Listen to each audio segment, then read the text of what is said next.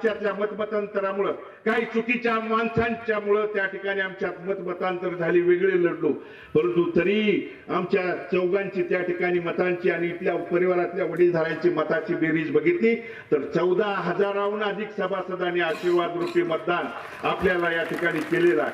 आणि म्हणून हीच भूमिका एक दिलाने एक जुमाने तुम्ही आशीर्वाद या ठिकाणी द्यावा. कारण बऱ्याच अगोदरच्या मान्यवरांनी मनोगतात बोलताना सांगितलं की या सहकार शिरोमणीच्या निवडणुकीच्या निमित्तानं दाखवायचा एक फक्त ढवाळ वेगळं लागलंय म्हणून आमच्या नितीनरावनी सांगितलं, समाधानदादांनी सांगितलं. पण नितीनराव, मी देखील घडी हा रिंगणात यायची वाट बघतोय. नाही कौटळीपासून घुसळून नेऊन माझ्या मंगुडेच्या रानात 4 मुंड्या चित केला तर भारत नावाचं नाव त्या ठिकाणी सांगणार नाही.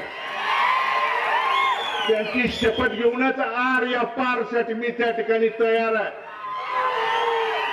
आणि म्हणून मग माझा लोकशाहीतला 4था स्तंभ असणाऱ्या पत्रकार बंधूंना देखील प्रश्न आहे.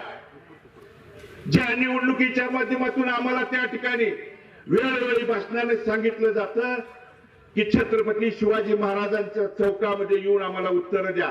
विठ्ठलच्या कारखान्याच्या निवडणुकीत सुद्धा सांगितलं होतं कधी याची तारीख आणि वेळ लिहून घे, आलो म्हणून सांगितलं होतं. आज देखील या निवडणुकीच्या निमित्तानं सांगतो, पत्रकार बंधू देखील या त्या ठिकाणी डोंगी माणसाच्या अर्ज भरायच्या कार्यक्रमा दिवशी त्या ठिकाणी उपस्थित होते. साक्षात वैकुंठवासी त्या ठिकाणी तुकाराम महाराज अवतरलेत की काय अशी पगडी घालून ते भाषण करत होते. बघा, मी म्हणतोय ते खोटं असेल तर तुम्ही तपासून बघा.